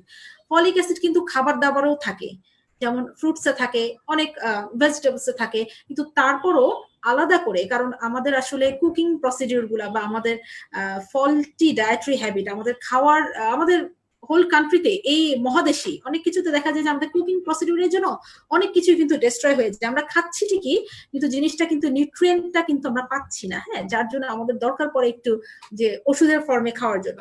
তো সেক্ষেত্রে ফলিক অ্যাসিড বিভিন্ন নামে বাজারে পাওয়া যায়, পলিসন, আরো অনেক কিছু পাওয়া যায়। তো এগুলো কিন্তু অন্তত 3 মাস আগে থেকে কনসিভ করার খাওয়া উচিত। হ্যাঁ, আর প্রেগনেন্সিতেও দেখা যায় যে প্রথম 3 মাস তো অবশ্যই, পরবর্তীতে আমরা যে আয়রন ক্যাপসুল গুলো প্রেসক্রাইব করে থাকি তার সাথেও কিন্তু ফলিক অ্যাসিড থাকে, এটা কিন্তু চলবে। এটা বাচ্চার জন্মগত ত্রুটি প্রিভেন্ট করবে। অনেক সময় অনেক ক্রোমোজোমাল প্রবলেম, জিনগত সমস্যা, এগুলিও কিন্তু প্রবলেমগুলো হতে বাধা দেয়, প্রিভেন্ট করে, অ্যাবর্শনের রেট কমায়। ঠিক আছে, এই জন্য এটা কিন্তু দরকার। আর এটা আসলে আমাদের, আশা করি আমাদের এইরকম বারবার রিপিটেড আলোচনার মাধ্যমেই সবাই জানতে পারবে এবং প্রয়োজনীয়তা বুঝবে। তাও তো আগের চেয়ে অনেক ইমপ্রুভ হয়েছে, এখন অনেক আগের চেয়ে কিন্তু অনেক মায়েরা, অনেক বেশি মায়েরা কিন্তু গর্ভাবস্থার পরামর্শের জন্য আমাদের অ্যান্টিনেটাল ক্লিনিকগুলোতে আসছেন, ভিজিটে আসেন। আর এটা ম্যাডাম আমার মনে হয় যে একমাত্র সম্ভব হয়েছে আপনাদের কোঅপারেশন এবং আপনারা ওজিএসবি সবাই মিলে যেভাবে কাজ করছেন ম্যাডামরা, অবশ্যই আপনাদের কোঅপারেশনের জন্যই পসিবল হয়েছে। তো ম্যাডাম আমি আরেকটা প্রশ্ন নিয়ে নিচ্ছি। একজন ভদ্রলোক জানতে চেয়েছেন যে তার স্ত্রীর বয়স 38 বছর, এই প্রথম তার পিরিয়ডের সময় পরিবর্তন হয়ে প্রায় 20 দিন পরে হয়েছে। তার এক পাশে টিউব অপারেশন হয়েছিল আরো 5 বছর আগে। এবার প্রচুর রক্তক্ষরণ এবং পেটে খুব ব্যথা হয়েছে। আগেও 2-1 মাস ভালো থাকলেও পরের মাসে বেশি হয় এবং পেট ব্যথাও হয়। এর আগে মাঝে মাঝে হালকা সাদা স্রাব দেখা দিত শুধু প্রস্রাবের সময়। তিনি এখন কি ব্যবস্থা নেবেন সেটি জানতে চাচ্ছেন। উনি যতটুকু তথ্য দিয়েছেন, হ্যাঁ, এক পাশে টিউবে অপারেশন হয়েছিল। এখন টিউবে কেন অপারেশন হয়েছিল এটা আসলে জানার একটা বিষয়, যে টিউবে দেখা যায় এক পাশে টিউব অপারেশন করতে হয় সাধারণত একটুপিক প্রেগনেন্সি হলে, অথবা ওনার ওই পাশে ওভারিতে কোনো টিউমার ছিল, বড় টিউমার, যার জন্য হয়তো ওভারি এবং ওই পাশে টিউব দুটোই ফেলে দিতে হয়েছে। হ্যাঁ, এরকম কোনো কিছু হতে পারে। তবে আরেক পাশের টিউব যদি অক্ষত থাকে এবং ডিম্বাশয়টা যদি অক্ষত থাকে ওভারিটা, সেক্ষেত্রে কিন্তু পরবর্তী কনসিভ বা কোনো কিছুতে প্রবলেম হওয়ার কথা নয়। আর এখন উনি জানতে চাচ্ছেন যে 20 দিন পরে হলো এবং অনেক ব্লিডিং হলো, এটার সাথে ওই অপারেশনের খুব বেশি সম্পর্ক আছে বলে আমার মনে হয় না। যেটা হতে পারে 38 ইয়ার্স, 38 বছর বয়স, ডিউবি হতে পারে। তবে একবারে একটা ইনসিডেন্স দেখে কিন্তু ডিসফাংশনাল ব্লিডিং বলা যায় না। হ্যাঁ, ওনাকে একটু ফলো করতে হবে। যেহেতু ওনার 20 দিন লেট করে হলো, যেটা ধারণা করা যায় যে জ্বরের ভিতর যে আস্তরটা জমে, যেটা মাসিকের সময় শেডিং হয়, এটা 20 দিন লেট হওয়ার জন্য একটু বেশি পরিমাণে জমেছিল। হ্যাঁ, এটার কিছু হরমোনাল ব্যাখ্যা আছে, যাই হোক বেশি পরিমাণে জমেছিল এবং এই জন্য ব্লিডিংটাও বেশি হয়েছে। এরকম যদি আরো পরবর্তী কোনো মাসগুলোতে হয়, সেক্ষেত্রে ওনাকে কিন্তু এটা এই প্রবলেমটা সলভ করার জন্য রেগুলার একটা ওষুধ খেতে হবে, অথবা উনি চাইলে একটা পিলও খেতে পারেন। 38 বছর বয়স যদি ফ্যামিলি কমপ্লিটেড থাকে, ফার্দার প্রেগনেন্সি নেওয়ার কোনো প্ল্যান না থাকে, তাহলে কিন্তু উনি একটা জন্ম নিয়ন্ত্রণ বড়ি খেতে পারেন মাসিকের প্রথম দিন থেকে, পরবর্তী মাসিকের প্রথম দিন থেকে। সেক্ষেত্রে প্রবলেমটা অনেকটাই সলভ হয়ে যাবে আশা করি। আর ব্যথা যেটা বলছিলেন, ব্যথাটা খুব সম্ভবত অতিরিক্ত ব্লিডিং হলে দেখা যায় যে রক্তের চাকা পড়ে, বড় বড় চাকা। এই চাকাটা যখন বের হয় তখন কিন্তু জরায়ু সংকোচনের জন্য পেইন হয়। হ্যাঁ, আর পরবর্তী মাসিকের সময় যদি এরকম হয়, তো মাসিকের প্রথম দিন থেকে একটা পিল খাওয়া যেতে পারে। আর ব্যথার জন্য উনি ট্যাবলেট HPR-DS খেতে পারেন। ট্যাবলেট HPR-DS ভরা পেটে খাবেন। আর এটার সাথে কিন্তু একটা গ্যাস্ট্রিকের ওষুধ, যেমন ইসোরাল মাউস, আমরা এটা নিয়ে আলোচনা করছিলাম আজকে, এটাও খেয়ে নিতে পারেন। ঠিক আছে। আর অতিরিক্ত ব্লিডিং হলে ব্লিডিং কমার জন্য কিছু ক্যাপসুল আমরা প্রেসক্রাইব করি, ক্যাপসুল ট্র্যাক্সিল অথবা জ্যামিক 500 mg। এগুলো প্রথম 2 দিন বা 3 দিন উনি 2 বেলা করে খেতে পারেন। ম্যাডাম, এখন আমরা যেটা এখন আমাদের প্যান্ডেমিক সিচুয়েশন, আমরা জানি ম্যাডাম, আমরা সবাই এই জিনিসটা থেকে গো থ্রু করছি। করোনাকালীন সময়ে আমার মনে হয় যে ম্যাডাম সবচেয়ে ভালনারেবল থাকেন প্রেগনেন্ট মায়েরা এবং ক্যান্সার পেশেন্টরা। তো আমাদের যেহেতু আজকে আলোচনার বিষয়বস্তু প্রেগনেন্ট মায়েদেরকে নিয়ে, তো আমি জানতে চাচ্ছিলাম যে ম্যাডাম করোনা পরিস্থিতিতে তারা কি ধরনের প্রোটেক্টিভ মেজার গুলো গ্রহণ করবে, অথবা এই সময় যদি তার একটা ভিজিটের টাইম চলে আসে, বা অনেক মায়েরাই হচ্ছে ইমিউনাইজেশন নিয়ে একটু ওয়ারিড থাকেন, সেক্ষেত্রে ম্যাডাম আমরা কি অ্যাডভাইস করবো তাদের? খুবই ভালো এবং সময় উপযোগী প্রশ্ন করেছো। সেটা করোনা, আসলে করোনার মধ্যে প্রথমত বলা হয়েছিল, যেটা ফিগো, WHO, OGSB সবার ডিসিশন, যে এই সময় প্রেগনেন্সি না নেওয়াটাই সেফ। কারণ প্রেগনেন্সির উপর মা এবং বাচ্চার উপর কিরকম ক্ষতিকর প্রভাব আছে, এটার কিন্তু ফুল স্টাডি কোথাও এখনো হয়নি। কারণ আমরা ওই 9 মাস সময় কিন্তু এখন পর্যন্ত পার করতে পারি নাই। হ্যাঁ, অত স্টাডি করারও কিন্তু সুযোগ কোনো দেশই কিন্তু ওইভাবে দাবি করতে পারে না যে তারা স্টাডি করতে পেরেছে। হ্যাঁ, এটা আস্তে আস্তে আসবে। তো ফার্স্ট অফ অল প্রেগনেন্সিটাই রিস্কি। তো এই সময় অনেকে কিন্তু ইনফার্টিলিটি ট্রিটমেন্ট কিন্তু স্টপ রেখেছেন, যে এই সময় প্রেগনেন্সি নেব না। কিন্তু তারপরে যারা প্রেগনেন্ট আছেন, তাদের যেটা করতে হবে, ফার্স্ট অফ অল যেটা আমরা সোশ্যাল ডিস্টেন্সিং এর কথা বলি, এটা সবচেয়ে ইম্পর্টেন্ট। হ্যাঁ, একটু আলাদা থাকে, কারণ বাসার মধ্যে সবচেয়ে রিস্কি কিন্তু ওই গর্ভবতী মা। একটু আলাদা থাকতে হবে। বেস্ট হলো মাস্ক ইউজ করা। যারা বাইরে যাচ্ছেন, মা যদি পারেন, যে যারা কর্মজীবী নয় বা যাদের বের হতে হচ্ছে না, ইভেন যারা কর্মজীবী তাদেরকেও কিন্তু প্রেগনেন্ট মাকে কিন্তু রিলিফ দেওয়া হয়েছে যে উনি যাতে বাসায় থাকতে পারেন। হ্যাঁ, আলাদা থাকতে হবে, মাস্ক ব্যবহার করবেন। বাসার যেসব সদস্যরা বাইরে যান তারাও একটু ডিস্টেন্স মেনটেন করবেন। আর যেটা বিহেভিয়ারাল নর্মস যেগুলি, হ্যাঁ, যে রুট অফ এন্ট্রি, ভাইরাসের রুট অফ এন্ট্রি নাক, মুখ, চোখ, এইগুলো আসলে একটু নিরাপদ রাখা। হ্যাঁ, যাতে, কারণ ইনফেকশনটা একবার শরীরে ঢুকে গেলে তখন কিন্তু অনেক ডিজাস্টার হবে। সো এইভাবে মা একটু সাবধান থাকবেন, বাসায় থাকার চেষ্টা করবেন, পুষ্টিকর খাবার খাবেন। আর আরেকটা যেটা তুমি বলছিলে যে ভিজিট কিন্তু হসপিটাল, গভর্নমেন্ট হসপিটাল বা বিশেষজ্ঞদের কাছে যাওয়াটা ডিফিকাল্ট হলো, এখন কিন্তু প্রচুর অনলাইন ট্রিটমেন্ট পাওয়া যাচ্ছে। হ্যাঁ, অনেক ডক্টরই কিন্তু অনলাইনে ট্রিটমেন্ট দিচ্ছেন। মা কিন্তু আমার মনে হয় ইজিলি একটা ভিডিও কলের মাধ্যমে তার যে গাইনোকোলজিস্ট ছিলেন তার সাথে আমার মনে হয় যোগাযোগ করতে পারবেন। হ্যাঁ, অনেকাংশেই সম্ভব। আর যখন কোনো ইমার্জেন্সি, তখন তো তাকে হসপিটালে যেতেই হবে। সেক্ষেত্রে আশা করি আপনি হেল্প পাবেন, কেউ না কেউ, আমরা তো আছি। তো তাহলে তার মানে হচ্ছে দর্শক, যে আপনি বাসায় থাকুন, সেফ থাকুন, এবং টেলিমেডিসিন যেটা চালু হয়েছে, এটার মাধ্যমে আপনি হচ্ছে আপনার অ্যাসাইন ডক্টরদের সাথে কানেক্টেড থাকুন। টেলিমেডিসিনের মাধ্যমে হলো উনি যেন ওনার চেক আপটা কন্টিনিউ রাখেন, উনি যেন ওনার কমপ্লিকেশন গুলোকে ইগনোর না করেন, যে এখন ডাক্তার পাচ্ছি না বা অন্য কোনো কিছু ইগনোর যেন না করেন। হ্যাঁ, সেক্ষেত্রে কিন্তু কমপ্লিকেশন গুলো সিভিয়ার হয়ে যাওয়ার ভয় থাকে। ওকে ম্যাডাম, একজন আমাদের কাছে আরেকজন দর্শক প্রশ্ন করেছেন যে তিনি কমপ্লেইন করেছেন বরিশাল থেকে যে তিনি যখন কাছের লোকদের মধ্যে কোনো ঝগড়া বা মারামারি দেখেন তখন তার প্রচন্ড বুক ধড়ফড় করে এবং হাত পা কাঁপা শুরু হয়। এছাড়াও ক্ষমতাবান বা প্রভাবশালী কোনো লোকের সাথে যখন কথা বলি তখনও প্রচন্ড বুক ধড়ফড় করে এবং কথা আটকে যায়, কথা বলতে পারি না।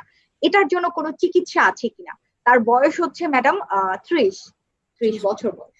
এইটা উনি যেই কমপ্লেইনটা করলেন, হ্যাঁ, এটা কিন্তু খুব সাধারণ একটা রিফ্লেক্স, অনেকেরই হয়, হ্যাঁ, একটু যারা সফট কাইন্ড হার্টেড, একটু নরম মনের মানুষ অনেকেরই হয় কিন্তু, হ্যাঁ, এই ব্যাপারটা কিন্তু সাইকোলজিক্যাল। হ্যাঁ, যদি আমরা ওইভাবে মেডিসিনের দৃষ্টিতে দেখি, তো আমরা যে টপিকটা আলোচনা করছিলাম, হ্যাঁ, এনিমিয়া বা বুক ধড়ফড় হওয়ার বিভিন্ন কারণ থাকে, যেমন রক্তশূন্যতা একটা, থাইরয়েড প্রবলেম একটা, হ্যাঁ, প্রথমত ওগুলোকে একটু এক্সক্লুড করতে পারলে ভালো। তবে উনি যেভাবে প্রবলেমটা ব্যাখ্যা করলেন মনে হয় যে একটু সাইকোলজিক্যাল, মানে আমি বলতে চাচ্ছি একটু মানসিক সাপোর্টের দরকার, যে ভয় নেই, হ্যাঁ, আর সবসময় ভালো অ্যাভয়েড দ্য সিচুয়েশন, ওই ধরনের পরিস্থিতিতে একটু দূরে থাকাই ভালো ওনার জন্য, যেহেতু উনি খুব কাইন্ড হার্টেড মনে হচ্ছে। এছাড়াও মানসিক মানসিক শক্তিটা একটু বাড়াতে হবে, হ্যাঁ, অন্য সময় ধন্যবাদ ম্যাডাম। এই সিচুয়েশনই হচ্ছে। ম্যাডাম উনি অন্য সময়কার কথা বলেননি, উনি বলেছেন যে এটা নাকি উনার মানে উনি এভাবেই মানে আমি বললাম যে এভাবে সময় যদি এরকম হয় তখন তখন চিন্তা করতে হবে ওনার রক্ত শূন্যতা আছে কিনা, ওনার থাইরয়েডের প্রবলেম আছে কিনা, ওনার কোনো কার্ডিয়াক প্রবলেম আছে কিনা, হ্যাঁ। আর ওই সিচুয়েশন গুলোতে যদি হয় তাহলে বোঝা যাচ্ছে এটা আসলে মানসিক সমস্যা না, এটা খুব কমন, অনেকেরই এরকম হয় যারা একটু কাইন্ড হার্টেড, যারা একটু নরম নরম মনের ওদের হয়, সো একটু সুস্থ হতে হবে এই আর কি। চমৎকার বলেছেন ম্যাডাম। ম্যাডাম আমাদের অনেক দর্শক আমাদেরকে পেজে, মেসেঞ্জারে এবং কমেন্ট বক্সে তারা আপনার ট্রিটমেন্ট পাওয়ার জন্য অপেক্ষা করে আছেন। অনেকেই জানতে চাচ্ছেন যে ম্যাডাম আপনার সাথে তারা কিভাবে কন্ট্যাক্ট করবেন অথবা কোনো টেলিমেডিসিন আপনি অফার করছেন কিনা, এই জিনিসগুলো ম্যাডাম অ্যান্সার যদি দিতেন। এটা তো কন্ট্যাক্ট আমাদের লিংকেই আছে, লিংকে কন্ট্যাক্ট দেয়া আছে, আমার সাথে যোগাযোগ করতে পারেন, কোনো অসুবিধা নেই, আমি আছি। Okay madam. দর্শক আমি হোপফুলি আপনারা যারা জানতে চেয়েছিলেন অ্যান্সারটি পেয়ে গেছেন, যে ম্যাডামের ওখানে বিস্তারিত সব বলা আছে আমাদের যে ভার্চুয়াল অ্যাডটি রয়েছে সেখানে। তো ম্যাডাম এখন আমি আপাতত কিছু কোয়েশ্চেন নিলাম, তো এরপরের স্লটে আসছি। তার আগে ম্যাডাম আপনার কাছে আমি একটা বার্নিং জিনিস যেটা নিয়ে কথা হচ্ছিল যে রিকারেন্ট প্রেগনেন্সি লস অথবা এই জিনিসগুলো নিয়ে একটু ওয়ারিড থাকে। দেখা যায় যে এটা মাকে সাইকোলজিক্যালি আপসেট করে এবং ম্যাডাম আমাদের সোশ্যাল পার্সপেক্টিভে দেখা যায় যে অনেক সময় ওই সংসারটা ভেঙেও যাচ্ছে এই জিনিসগুলোর কারণে। তো রিকারেন্ট প্রেগনেন্সি লসের জন্য ম্যাডাম আপনি যদি কিছু বলতেন আমাদের দর্শকদের। রিকারেন্ট প্রেগনেন্সি লস আসলে খুবই দুঃখজনক একটা ঘটনা, যেখানে দেখা যায় যে মার 2 বা ততোধিক, হ্যাঁ, এখন বলে যে 2টার বেশি প্রেগনেন্সি লস হলে, 2টার বেশি অ্যাবর্শন হলেই কিন্তু আমরা রিকারেন্ট প্রেগনেন্সি লস বলি। এটা দুটো টাইমে হয়, একটা recurrent first trimester pregnancy loss আর একটা সেকেন্ড ট্রাইমেস্টার, অর্থাৎ প্রথম 3 মাসের মধ্যে মার 2টা 3টা কারো 5টা 7টা অ্যাবর্শনের হিস্ট্রি আছে, যে 5টা 7টা বাচ্চা নষ্ট হয়ে গেছে, উনি ফুল প্রেগনেন্সি পার করতে পারেননি, হ্যাঁ। এটা যদি প্রথম 3 মাসের মধ্যে হয় তাহলে আমরা বলি যে ফার্স্ট ট্রাইমেস্টার প্রেগনেন্সি লস, আর যদি 3 মাসের পরে হয়, হ্যাঁ, তাহলে সেকেন্ড ট্রাইমেস্টার প্রেগনেন্সি লস। তো প্রথমে দেখতে হবে যে কেন হয়, কারণগুলো কি।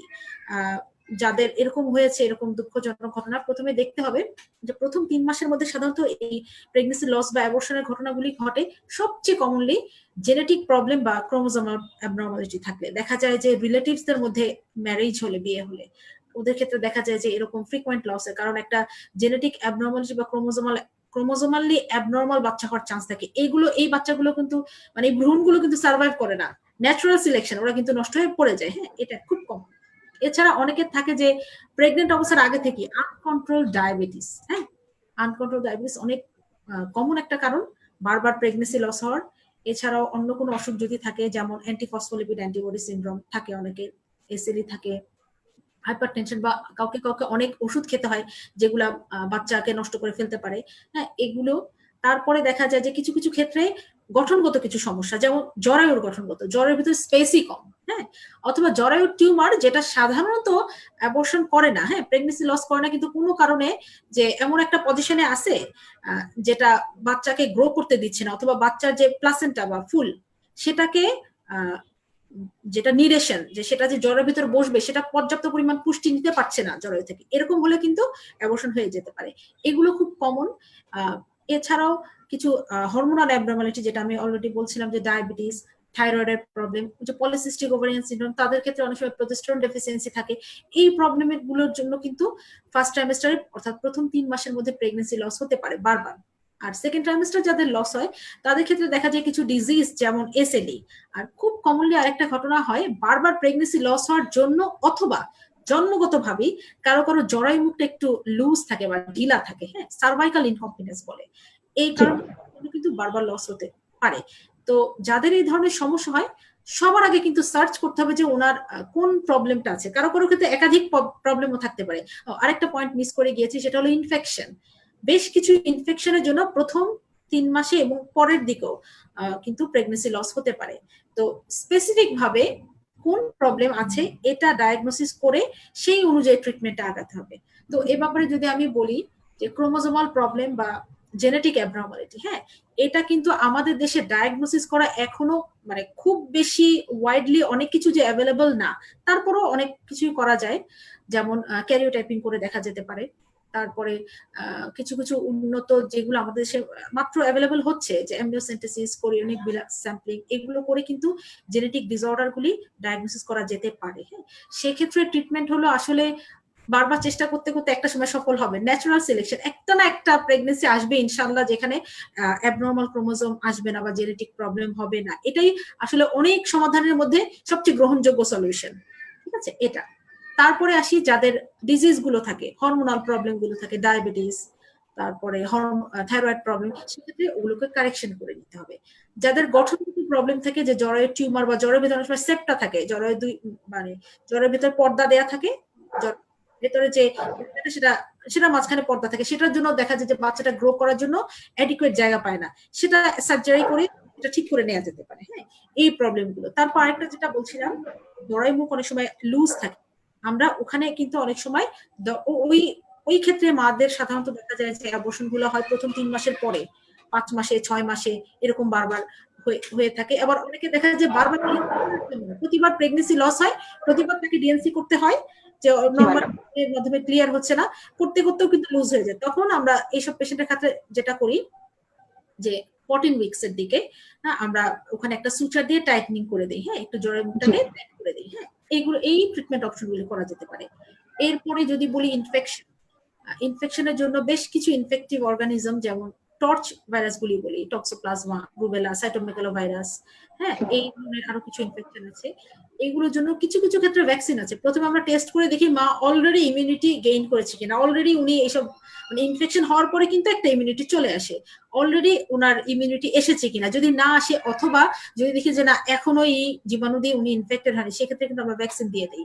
হ্যাঁ, যেমন রুবেলার ভ্যাকসিনটা কিন্তু আমরা প্রেগনেন্সি শুড বি প্ল্যান, হ্যাঁ, প্রেগনেন্সি অন্তত 3 থেকে 6 মাস আগে কিন্তু আমরা একটা রুবেলার ভ্যাকসিন দিয়ে নিলে কিন্তু রুবেলা ভাইরাসের কারণে অ্যাবর্শন অনেকটা অ্যাভয়েড করতে পারি। হ্যাঁ, এরকম এইভাবে স্পেসিফিক ভাবে প্রবলেমগুলি সলভ করে কিন্তু আগাতে হবে। তবে ধৈর্য রাখতে হবে। আর সবচেয়ে ইম্পর্টেন্ট হলো ফ্যামিলির সাপোর্ট। হ্যাঁ, টেন্ডার লাভিং কেয়ার আমরা যেটা বলি, যে ফ্যামিলির সবাইকে কিন্তু মায়ের ব্যাপারে সফট থাকতে হবে, কারণ একটা প্রেগনেন্সি লস কি ওইটা কিন্তু ওই প্যারেন্টসই জানে। আর কেউ এই কষ্টটা কিন্তু যতই আমরা বলি ওনাদের মতন কিন্তু কেউ ফিল করতে পারবে না। সো ওনাদের কিন্তু ওনাদের প্রতি সেই রকম সহমর্মিতা থাকতে হবে এবং বলবো আশা ছাড়বেন না, আল্লাহ ভরসা, আল্লাহ ইনশাআল্লাহ দেবেন। Exactly ma'am. আর ম্যাম, আমাদের কিছু পেশেন্ট একটু দেখা যায় যে ওনারা প্রেগনেন্সির সময় দেখা যায় যে বিভিন্ন ধরনের ইনফরমেশন দিয়ে আপডেটেড থাকতে পছন্দ করেন। আপনি রিসেন্টলি ম্যাডাম বললেন যে টর্চ ইনফেকশন আমরা স্ক্রিনিং এর মাধ্যমে ওটা ইনশিওর করে দিচ্ছি।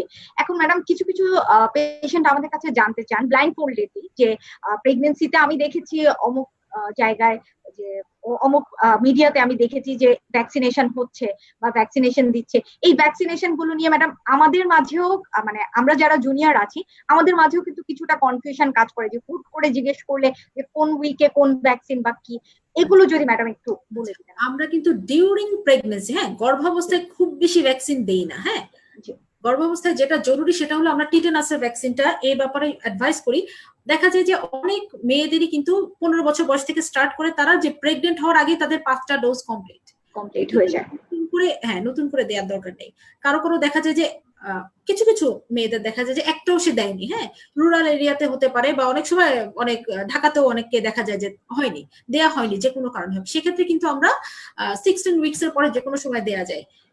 আমি ইউজুয়ালি প্রেফার করি 20 উইকসে এই সময়টা দিতে, যে পরপর 1 মাস গ্যাপে দুটো ডোজ দিয়ে আসলে ভ্যাকসিনেশনটা স্টার্ট করে দেওয়া, পরবর্তী ডোজগুলো দেখা যায় প্রেগনেন্সির পরে চলে আসবে এভাবে। আর যাদের 10 বছর আগে কমপ্লিট হয়ে গিয়েছে, 10 বছর যদি হয়ে যায় যে 5টা ডোজ কমপ্লিট হয়েছে, লাস্ট ডোজ দেওয়ার পরে 10 বছর পার হয়ে গেছে, সেক্ষেত্রে কিন্তু আমরা 2টা ডোজ দিয়ে নিতে বলি। আর যাদের 4টা দেয়া আছে বা 3টা দেয়া আছে, তারা অ্যাটলিস্ট একটা ডোজ অফ টিটানাস, হ্যাঁ, ভ্যাকসিনটা দিয়ে নেবে, টিটানাস টক্সয়েড একটা ইন্ট্রামাসকুলার ইনজেকশন দিয়ে নেবে 20 উইকস এর দিকে, 16 উইকস এর পরে যে কোনো সময়। এটা এছাড়া কিন্তু আর কোনো তেমন সিগনিফিকেন্ট কোনো ভ্যাকসিন আমরা প্রেগনেন্সিতে বলি না যে দেয়া দরকার। হ্যাঁ, এই যে রুবেলা ভ্যাকসিনের কথা বললাম, এটা কিন্তু অবশ্যই প্রেগনেন্সির আগে, ডিউরিং প্রেগনেন্সি নয়, ডেফিনেটলি নয়। ম্যাডাম আমরা আরো কিছু জিনিস যেটা জানতে চাচ্ছিলাম যে ম্যাডাম আপনি যেটা বললেন যে ওভুলেশন ইনডিউসিং ড্রাগ গুলোর ক্ষেত্রে, ওভুলেশন ইনডিউসিং ড্রাগ গুলোর ক্ষেত্রে কি ম্যাডাম কোনো স্পেসিফিক বা কোনো স্পেসিফিক ধরনের কোনো রেস্ট্রিকশন আছে কিনা যে এই ড্রাগটা আমি হচ্ছে গিয়ে অমুক পেশেন্টকে দিতে পারবো না বা দেয়া যাবে, অথবা অনেক রকমের কমপ্লিকেশনস তো থাকতে পারে, সেক্ষেত্রে ম্যাডাম আমরা কি ধরনের ওভুলেশন ইনডিউসিং ড্রাগস কিন্তু অবশ্যই প্রেসক্রাইব করবেন একজন গাইনি বিশেষজ্ঞ, হ্যাঁ, বিশেষজ্ঞ ডক্টরের পরামর্শ ছাড়া কিন্তু এবং স্পেসিফিক কিছু ইনভেস্টিগেশন ছাড়া কিন্তু এটা কখনোই খাওয়া যাবে না, হ্যাঁ, খাওয়া ঠিকও না। কারণ হয় কি, যদি কেউ শিখে গেল কোনোভাবে, যেটা আমাদের দেশে খুব কমন, যে হ্যাঁ এই ওষুধটা খেলে বাচ্চা হয়, সে কন্টিনিউয়াস খেয়ে যাচ্ছে কিন্তু বেবি হচ্ছে না, যে লসটা হবে তার ওভুলেশন ইনডিউসিং, এটা শব্দটাতেই বোঝা যাচ্ছে যে ডিম ফুটতে হেল্প করছে, তার ডিমগুলো কিন্তু ফুটে যাচ্ছে, হয়তো তার প্রবলেম অন্য জায়গাতে, প্রবলেম হয়তো তার টিউবে, প্রবলেম হয়তো হাজবেন্ডের প্রবলেম, অথবা অন্য কোথাও প্রবলেম, হ্যাঁ, সে কিন্তু তার ডিমগুলো হারাচ্ছেন, হ্যাঁ। ডিমের পরিমাণ কিন্তু নির্দিষ্ট, একটা নির্দিষ্ট পরিমাণ ডিম থাকে কিন্তু মেয়েদের রিপ্রোডাক্টিভ এজে, কিন্তু ডাক্তারের পরামর্শ ছাড়া এবং উইদাউট মনিটরিং আমরা কিন্তু এই ওষুধগুলো দেওয়ার আগে টিভিএস করি, দেওয়ার পরও টিভিএস করি যে এই ওষুধ দেওয়ার পরে তার ডিমের উপরে কতটুকু রেসপন্স, ওষুধগুলো তার ডিমকে আদৌ বড় করতে পারছে, ডিমের সংখ্যা কি বাড়াতে পারছে, নাকি আমার ওষুধের ডোজ বাড়াতে হবে, নাকি আমাকে ওষুধ চেঞ্জ করে ইনজেক্টেবল ইন্ডাকশনে চলে যেতে হবে। এটা কিন্তু অনেক কিছু একজন গাইনি বিশেষজ্ঞ চিন্তা ভাবনা করে কিন্তু ওষুধটা দেবেন, কিন্তু এইভাবে কিন্তু পরামর্শ ছাড়া ওষুধগুলো খাওয়া যাবে না।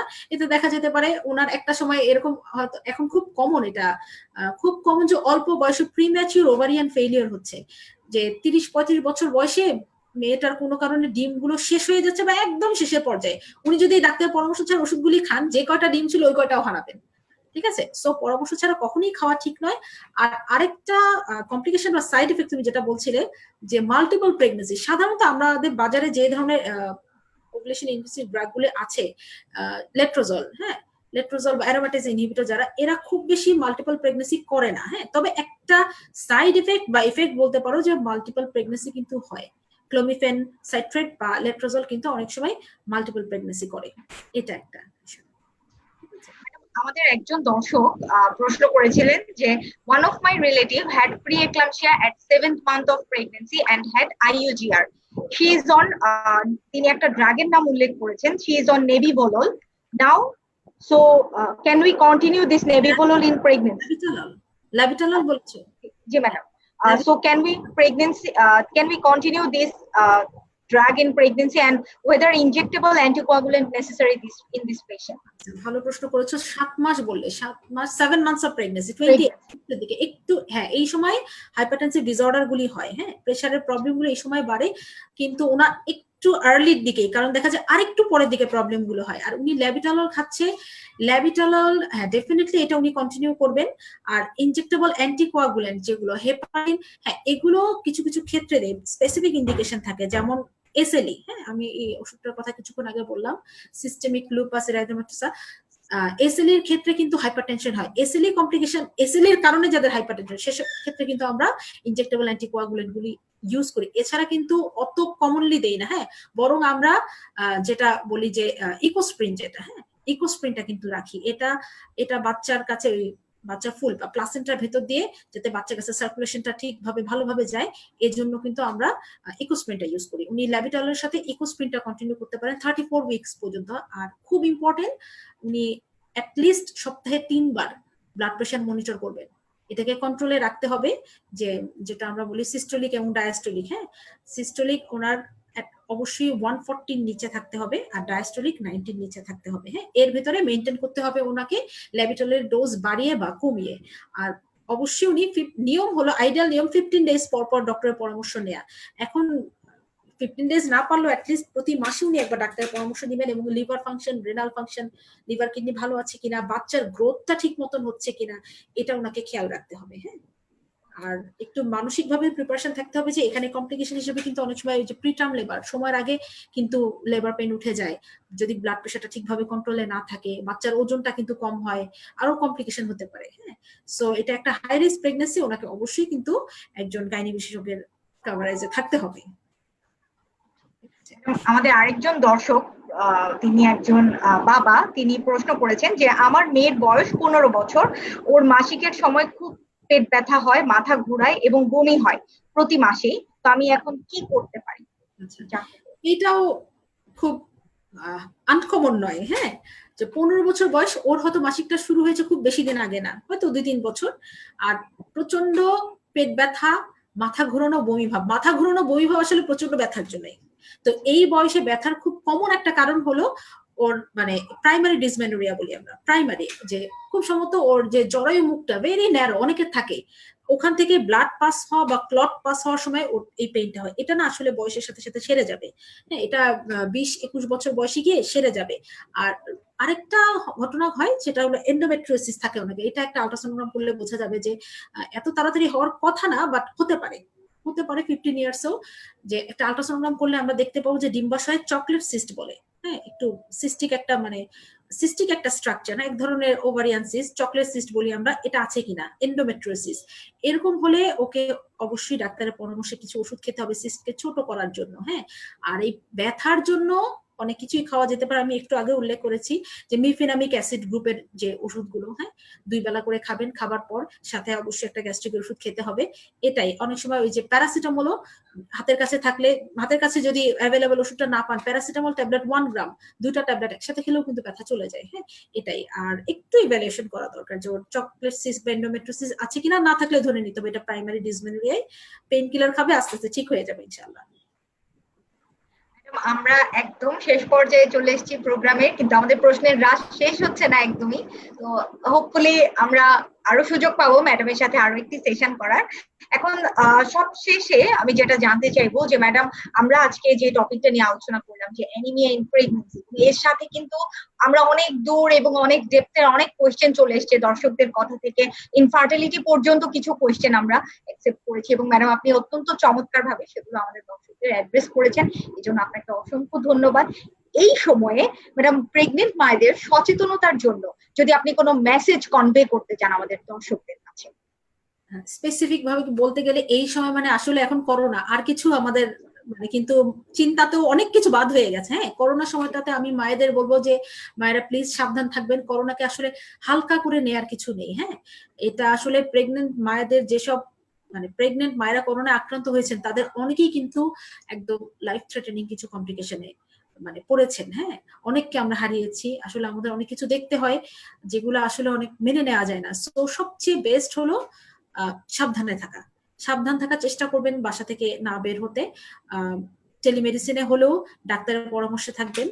আর পরিবারের সবাইকে, কারণ পরিবারে কিন্তু একজন আক্রান্ত হলে মায়েরও আক্রান্ত হওয়ার চান্স বেড়ে যায়। সো পারিবারিক ভাবে ফুল ফ্যামিলিকেই কিন্তু আসলে সাবধানে থাকতে হবে। হ্যাঁ, আর চেক আপটা কন্টিনিউ করবেন, আর পুষ্টিকর খাবার খাবেন নিজে থেকেই যাতে, এবং যেহেতু বাসায় আছেন সো নিজের যত্নটাও নিতে হবে। হ্যাঁ, পুষ্টিকর খাবার খাওয়া, যারা একটু অ্যাডভান্স প্রেগনেন্সিতে আছেন তারা বাচ্চার নড়াচড়াটা খেয়াল করবেন, স্পেশালি প্রতিদিন যেন 10 থেকে 12 বার বাচ্চাটা নড়ে, এটা কাউন্ট করার জন্য সকালে নাস্তার পর 1 ঘন্টা বাম কাতে শোবেন, লাঞ্চের পর 1 ঘন্টা বাম কাতে শোবেন, এবং সন্ধ্যা 1 ঘন্টা বাম কাতে শুয়ে বাচ্চার নড়াচড়া গুলো গুনবেন। যাদের 32 সপ্তাহ প্লাস প্রেগনেন্সি, স্পেশালি তাদের জন্য গুনে যদি বাচ্চার নড়াচড়া 10 থেকে 12 বার থাকে তাহলে ইনশাআল্লাহ বাচ্চা ভালো আছে, কিন্তু কম হলে কিন্তু আপনাকে আপনার ডক্টরের সাথে যোগাযোগ করতে হবে। হ্যাঁ, এটাই। আর সাবধানে থাকবেন, মাস্ক ব্যবহার করবেন, হাত ধুবেন কিছুক্ষণ পর পর, পার্সোনাল হাইজিন মেনটেন করবেন। ইনশাআল্লাহ একটা সময় আমরা, আল্লাহ আমাদের রহম করবেন, আমরা এই কঠিন সময়টা আসলে দুঃসময়টা পার হয়েই যাবো ইনশাআল্লাহ। ধন্যবাদ ম্যাডামকে। দর্শক, আমরা কিন্তু ম্যাডামের আলোচনা থেকে অনেক কি পয়েন্ট ট্রিটমেন্ট পেয়েছি, যেমন ম্যাডাম প্রেগনেন্সির ক্ষেত্রে বমির যে ট্রিটমেন্টটা বললেন, যে ঘুমে বিছানায় শুয়ে থাকা অবস্থায় যেন আমি কোনো ড্রাই ফুড ইনজেকশন করি, ড্রাই ফুড মুখে দিয়ে তারপরে যেন আমি একটু স্টেবল হই।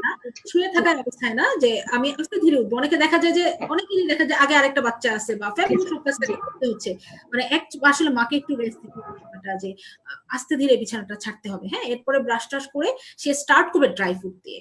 হ্যাঁ, অনেকেই আমাদের অভ্যাস থাকে না যে উঠে আমি একটু লিকুইড একটু পানি খাচ্ছি এক গ্লাস, অনেকেরই কিন্তু বমির উদ্রেকটা হয়। ঠিক আছে, সেক্ষেত্রে ড্রাই ফ্রুটটা দিয়ে তার দিনের খাবারটা সে স্টার্ট করতে পারে, এটা বমি অনেক কমাবে। ঠিক আছে, এই ধরনের আরো অনেক কি পয়েন্ট ম্যাডাম আমাদের সাথে শেয়ার করেছেন, এর জন্য ম্যাডামকে অসংখ্য ধন্যবাদ জানাচ্ছি। আমাদের ব্র্যান্ড আজকে ছিল ইসরাল মাপস, ম্যাডাম অনেক বলেছেন। এবং এই প্যান্ডেমিকের সময়টা আমরা জানি যে এই সিচুয়েশনটা আমাদের সবার জন্য খারাপ, এবং আমরা আমাদের অনেক শিক্ষককে হারিয়েছি এই সময়ে। তো আমি তাদের প্রতি গভীর সমবেদনা ব্যক্ত করছি, আমাদের সেসব শিক্ষকদের প্রতি যারা আমাদেরকে ছেড়ে চলে গেছেন এই করোনা যুদ্ধে। এবং পাশাপাশি যেহেতু প্রোগ্রাম শেষের পর্যায়ে চলে এসেছে, আমি আপনাদের সবাইকে আরো একবার ধন্যবাদ জানাচ্ছি এবং ম্যাডামের প্রতি তো অসংখ্য কৃতজ্ঞতা যে তিনি তার ব্যস্ত স্কেডিউল থেকে এত সুন্দর অ্যারেঞ্জমেন্টের জন্য অসংখ্য থ্যাংক ইউ ম্যাডাম। জি ম্যাডাম, নেক্সট টাইম দর্শক আপনাদের সাথে আবারও দেখা হবে। এই ততদিন পর্যন্ত আপনারা ভালো থাকবেন, ততদিন পর্যন্ত ভালো থাকবেন। Stay safe. আসসালামু আলাইকুম এন্ড গুড নাইট।